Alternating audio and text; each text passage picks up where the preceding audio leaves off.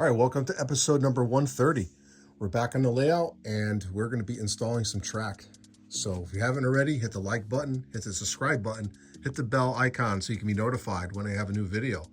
This is Ron New Haven Rails. Let's get started on episode number 130. All right, so we're back on the layout and I decided to set up a little quick scene here that we're going to be installing some track, and I'm simulating that we have our crew on scene and they're going to start their track work. Just have, like I said, have a little fun with some of the stuff that I have, and decided to put one of my New Haven cranes on there as well, and as well as one of my locomotives that just came back from repair. So we're going to start installing track, but first let's go check out the track plan. All right, so here's the track plan that I drew up. So right over here is where the switch is, where I have the work train parked. And what we're going to do is we're going to be putting in two tracks that come this way, and this is going to be the runaround track. So this is going to be the main that comes through. I'm also going to have a siding here that's going to feed the engine terminal, and also an industry over here, which I'm probably going to put the dairy company there. It's going to loop around over here, which you already can see the track that represents that area. And I already have buildings ready to go. These buildings here are all built already. This one is not. This one is built. So quite a few of these buildings are ready to go already. They're all on dioramas. And this outer track will stay on ground level. And there's going to be a medium left-hand switch that goes here that feeds another industry here. And then you're going to have possibly some street running over here. The second line that comes off is going to be an elevated line. So this track is going to start to climb. I'm going to put a elevated roadway here, so the trains are going to go underneath the overpass. And now this track here is going to be on an incline, and it's going to come up gradually, loop around, go across the bridge onto the second level. And the second level hasn't been designed yet, so I don't even know if I'll be able to get this elevated line in right now, but I'm gonna try.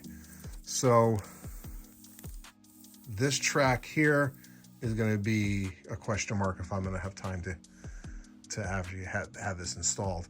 I will be opening this up for an open house for one of the prototype meets that's coming up. So this is why I'm having a deadline of the 25th. So I want to have some time to finish this project. It's not a huge project, but it's going to take up quite a bit of my time. So I want to make sure I can meet my deadline. So let me get the track going. I got all my switches ready to go. And then I'll show you progress as I'm moving along the steps of getting the track installed. And then we're going to go into wiring, and then we're going to start running trains. So this episode is primarily going to be just laying track, and then you may see possibly some structure starting to be added to the actual layout. So let's get started. All right, just to give you an update on my progress. So far so good. I did make some changes. So I gotta line all this up. And if you noticed, some of this track is weathered that I'm using. This is from my first layout.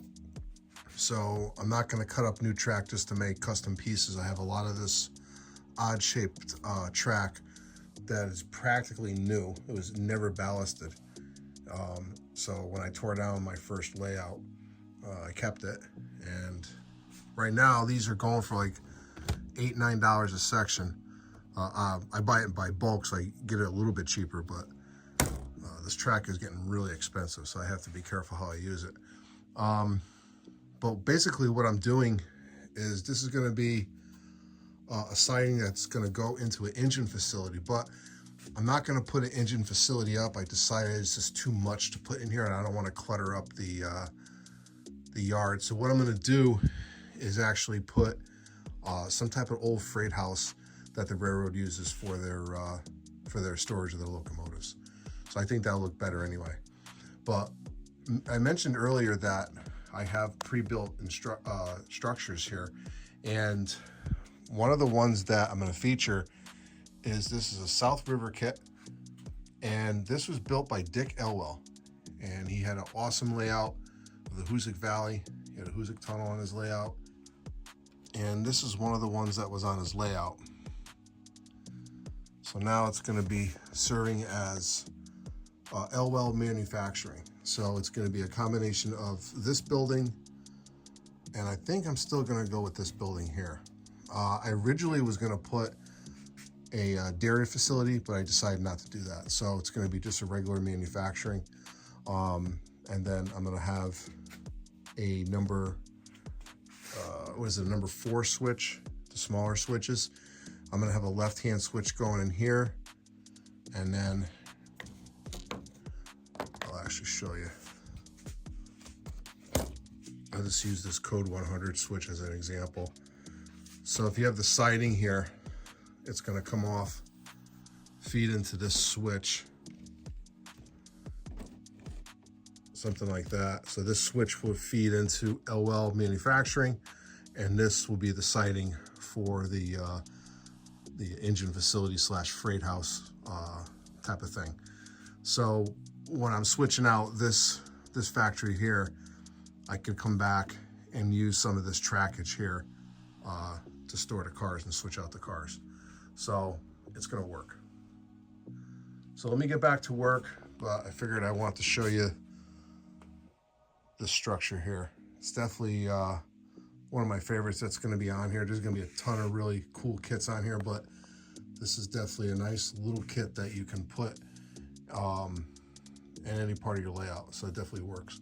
So let me get back to work, and then I'll show you some more progress. All right, so I have a new addition to the layout, and this model was built by John Elwood. John also built this harbor section, which is the reason why I'm doing this expansion. So this is from Foscale Models. This is from Caldwell Junction,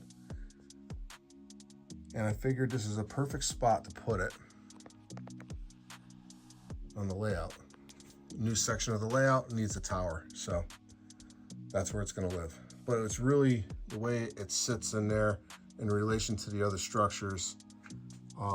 The scene works. So I'm going to keep it as is. I'm going to move along and get some more track in, so we'll be back. All right, so I just made this crossover with a diamond. So this is all Pico turnouts, and this is also a Pico diamond with Atlas track here.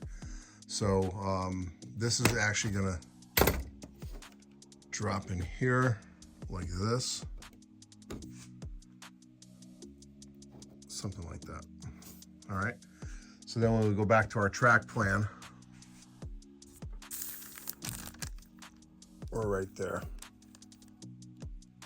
So now there's going to be a track that comes off of here that goes into a steel mill, and then we're going to have another line coming down here to another industry there. So let me get back to work, and I'll show you one more progress update, and then we're going to end this video. So we'll be right back.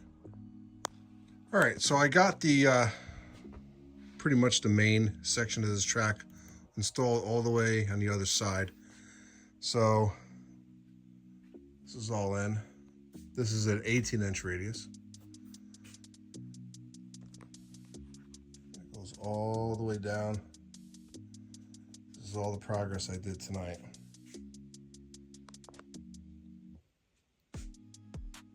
So I still got quite a bit more to go, but I'm going to call this one good. So I hope you enjoyed this layout update, number 130. I'll push this down all the way.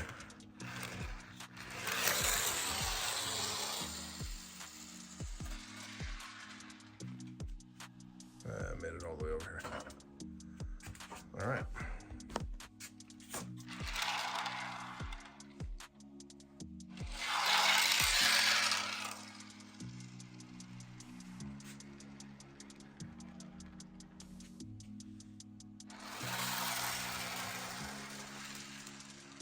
Perfect. All right, we'll call it a night, and then we'll be back and look for episode number 131. I'm going to be doing some more track work and also introducing some new structures. So this is Ron New Haven Rails. Thanks for watching. Thanks for subscribing. If you haven't already, hit the thumbs up, leave a comment. I'll see you at the next layout update. Have a good night. Thanks for watching, and we'll see you later.